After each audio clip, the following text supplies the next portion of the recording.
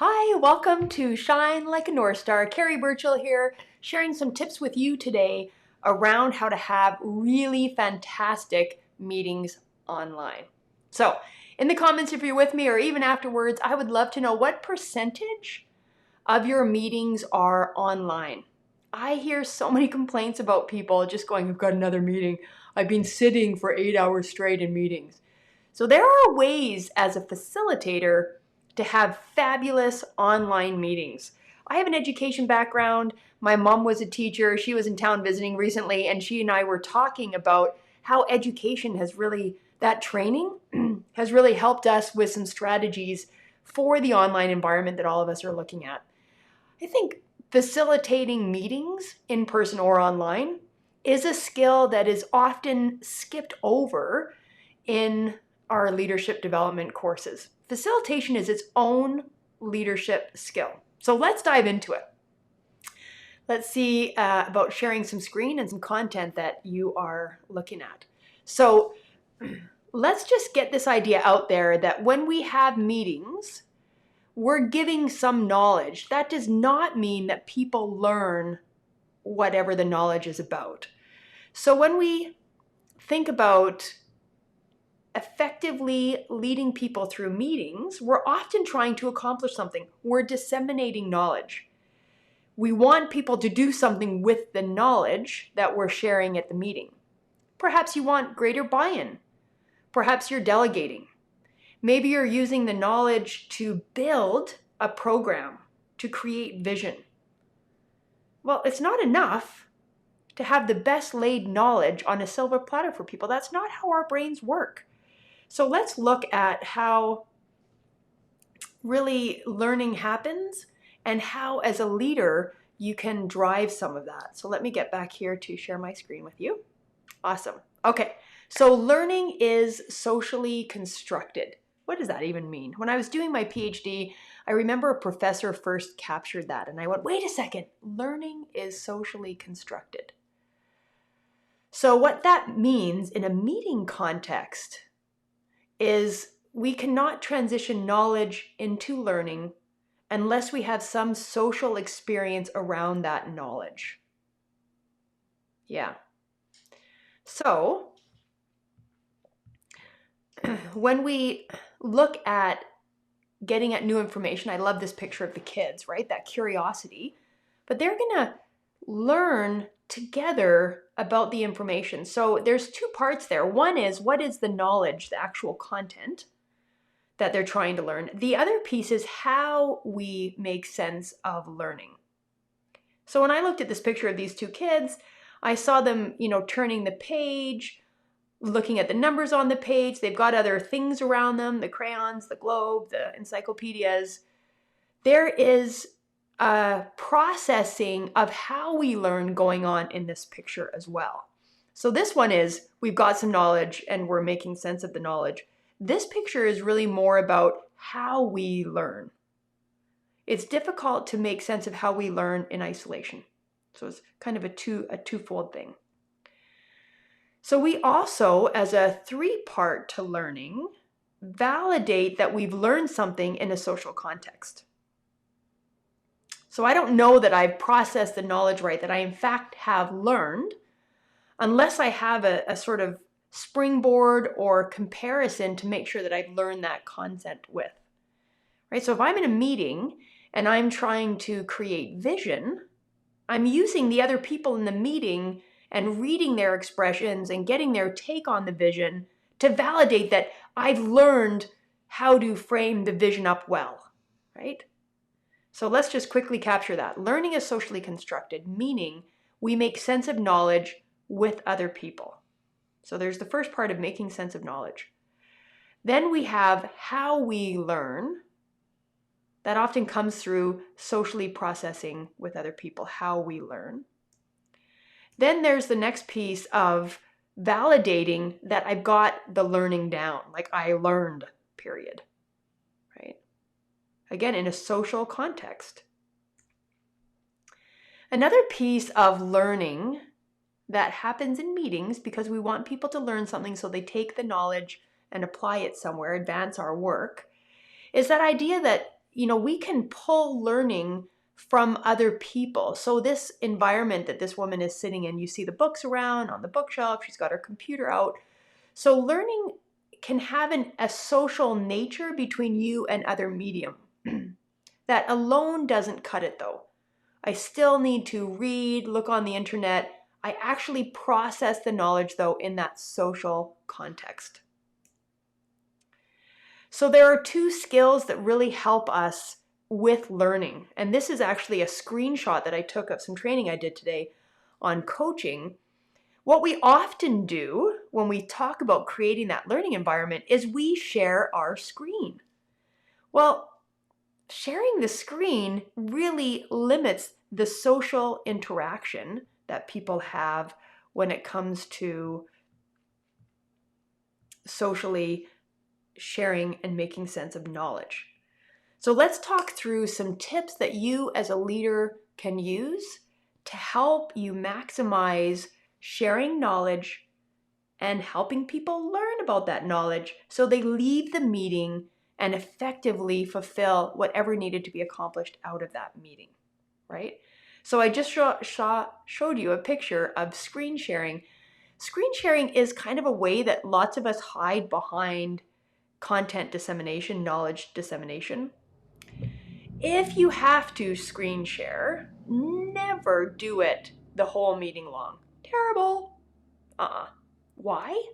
Because screen sharing as the person facilitating the meeting wipes out any ability that you have to kind of create that social learning that happens, right? Learning is socially constructed. So you need to stop sharing every now and again and get the group to interact, look at each other, read their nonverbals, ask them questions, and then go back to sharing the screen if you need to. So we often start meetings with the screen up. Terrible idea. Do not start with the screen sharing up. Now we do that as leaders, of course, because we're organized, we want to be efficient, we want to drive into stuff. Totally fine to have the intention behind it. It's going to backfire on you. So learning is socially constructed, meaning we need to create a social environment in our meetings. So never start, few things in life are never, this is one of them, never start the meeting with your screen shared. First, create an environment of social atmosphere, because learning is socially constructed. If you don't work that social environment, people are going to get knowledge in your meeting and they're not going to translate it into learning because you've just wiped out the social nature of it because we don't see each other. If I only see your shared screen, then I'm just seeing the knowledge you want me to have. I don't have that social environment that creates learning. So, first two tips about screen sharing. If you have to share your screen, do it for a bit, then take the screen down. Why? Because it forces people to engage in the social construction of learning. As the facilitator and host of the meeting, then you ask people, you cold call on people, you ask them to interpret the information that you just shared, all of that stuff. Second thing about sharing screens is never do it from the beginning of a meeting. Always give yourself a bit of time to create that safe space and that social environment. You with me? Good. Let's talk next about content sharing. So one strategy around sharing content is to attach those documents to the meeting invite. Now, how you can use this. Obviously, people have a copy of it. That's good. They can reference it later. Another benefit of attaching the content that you're going to look at to the meeting is everybody is on the meeting, and so they probably have it up close on their computer. Third, it creates a space where you can ask people to open the attachment and you never have to share your screen. So we could be looking at it on the computer and you still have the advantage of seeing everyone's face in all the little squares. You never had to share your screen. So if you're not overly tech savvy, it takes away the stress of like, how do I share the screen? Is it sharing the right screen? Blah, blah, blah.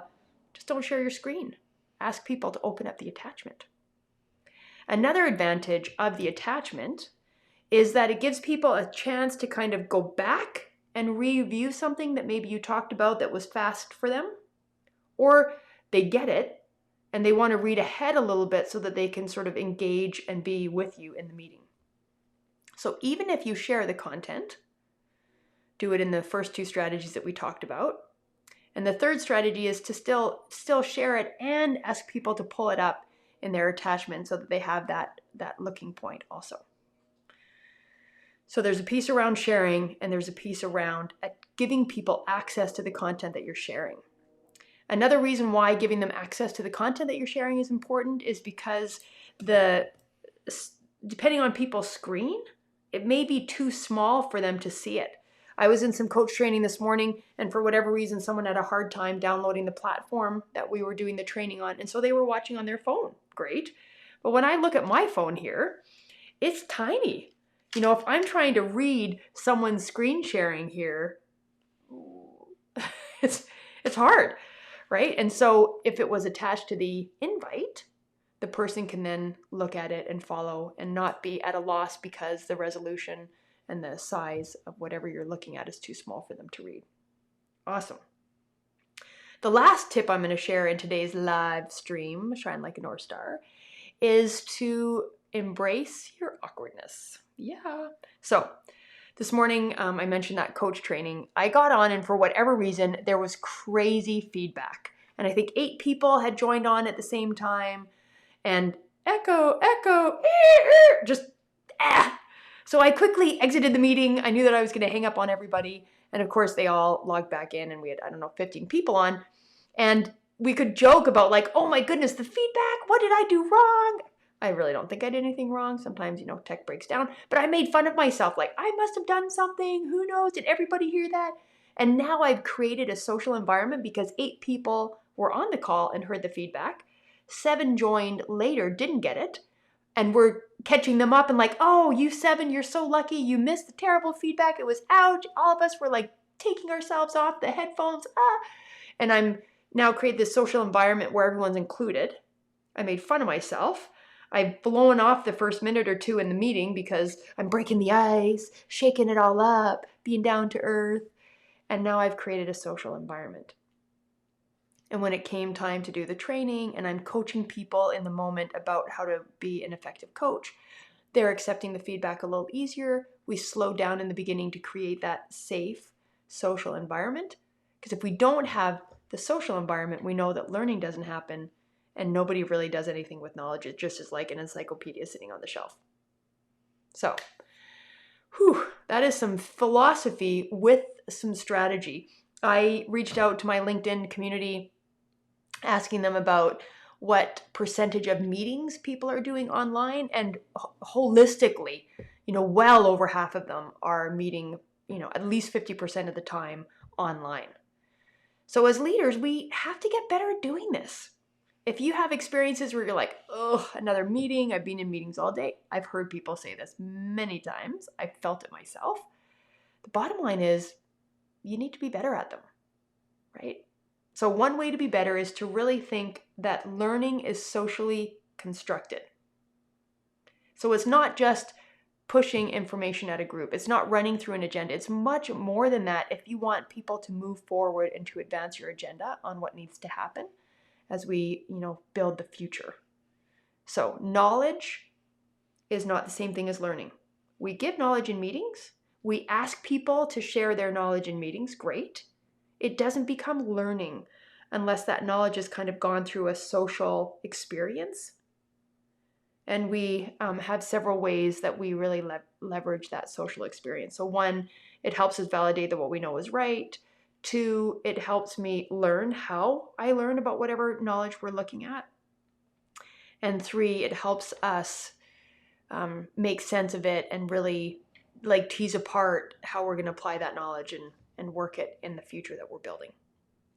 I would love to help you with facilitation, offer some workshops. Let me know what makes sense for you, and I'll create it. That's my wheelhouse. I am Carrie Burchell. My job is to help leaders and teams with interpersonal communication, because that's where we build the trust, and that trust influences our productivity, right? Things are crazy. We need to build the future.